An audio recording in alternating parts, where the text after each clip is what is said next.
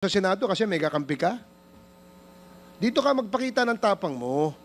Hindi yung nandoon ka lang. Alam mo, ang mahirap kasi sa'yo, gusto lang nating malaman ang katotohanan sa likod nito. Ang dami mo ng ginawa eh. Dinamay mo pa yung mga kasama na, hindi dahil sa kasama namin sila, kundi hindi tama ang nangyari at ginawa mo. You are trying to besmirch the reputation of this committee. Itong committee ito, hindi ito gawa-gawa lamang. Ito'y pinapayagan ng ating saligang batas. Ito'y pinapayagan at pinayagan ng 300 mahigit na membro ng Kongreso na kung saan ay merong mandato ng taong bayan. Kaya wag mong bastusin ito. Yung tapang mo, nawawala eh. Tawagin mo yung kakampi mo.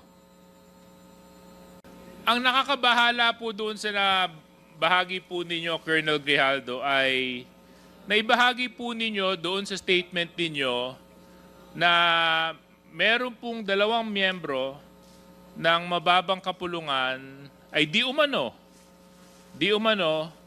ay inudyok ka, kinausap ka at para pang tinatakot ka na magsabi ng mga bagay tungkol sa issue ng EJK sa Pilipinas. Tama po ba yun? Your Honor, I would like to stand by my statement in the Senate under oath, Your Honor, and I would like to invoke my right for self-incrimination, Your Honor. Okay, but you have already stated your statement. So, Comsec, meron po ba tayong kopya nung affidavit ni Colonel Grijaldo? Your Honor, I apologize, we have not secured a copy of... But I think the very resourceful Chairman Acop will allow me to...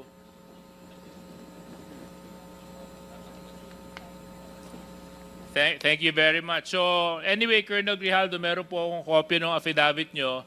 At ito naman po ay pinaninindigan po ninyo. Tama po? Yes, Your Honor. Okay. Maraming salamat. Dito po sa number 7 ng inyong sinumpang salaysay, sinabi po ninyo dito, when I entered the end room, I saw 2 lawyers of Colonel Garma standing inside the room. One of the lawyers approached me and then asked me what we were going to talk about. And I said that I do not know. Number 8, after a while, Congressman Dan Fernandez entered the room and he asked me to sit beside him on the right side. Then Congressman Abante entered the room and sat on the far end, chair on my right. Far end, chair on my right. One of the lawyers of Colonel Garma stood at my back. Your Honor, I would stand by my statement Okay, in the so Senate I would under understand. oath, Your Honor, and I invoke my right for self-incrimination, Your Honor. Point of order, Mr. Chairman. Point of order. What is the point of order? I don't see any reason why our guest keeps on invoking his right against self-incrimination when Deputy Speaker J.J. Suarez was not asking him anything incriminating. He was just merely reading a portion of his affidavit. So I don't like, Mr. Chair, that this committee, that our resource person may impress upon the public that we are here to corner him and to incriminate him. Please, tigilan mo yan. Hindi naman, Mr. Chair, it's not right to invoking self-incrimination when in fact DSJJ is not asking you any questions but merely reading his affidavit. Baka naman ng message na pinapakita, Mr. Chairman, sa publiko, inaanggulo natin siya dito. I'm sorry, Mr. Chair, but I have to manifest this. I think his invitation to the Senate was to discuss about EJK and illegal drugs. And nowhere in his affidavit did he mention anything about illegal drugs and EJK. He did not share any inputs or his knowledge on illegal drugs. His participation in that Senate inquiry was merely to besmirch the reputation of some of the chairmen here. And as a result, attempting to degrade the integrity of the Quadcom. So please, I hate to admonish men in uniform. I have the highest respect for our policemen. But please, Colonel Grijaldo, stop invoking your right against self-incrimination. Nobody's asking you any incriminating questions here. Mr. Chair. And Mr. Chairman, along the line of Congressman Adjong, I don't think it's incriminating because number one, sinumpang salaysay niya po ito eh. Pirmado niya po ito eh. So how can he incriminate himself when he actually signed this affidavit? And this is a public document, Mr. Chair.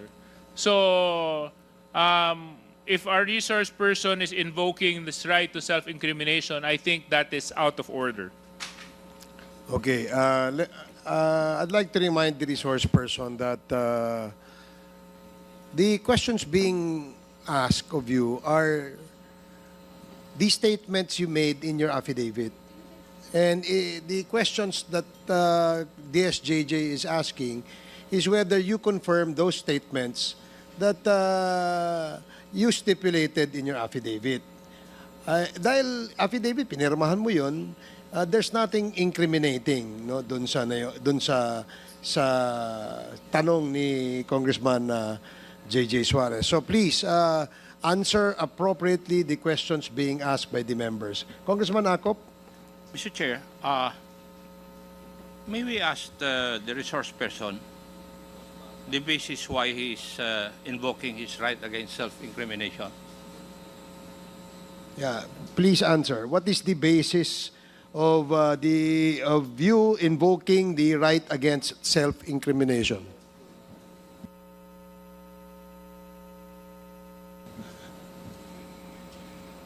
Police colonel ka, investigador ka dati. You know the basic rudiments of investigation.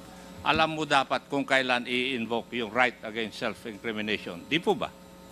Kasi nagko-conduct ka ng investigation eh. Now, may I know your legal basis why you are invoking your right against self-incrimination?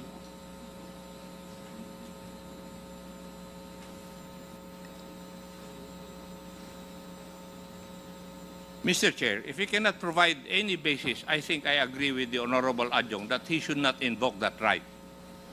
Thank you, Mr. Chair.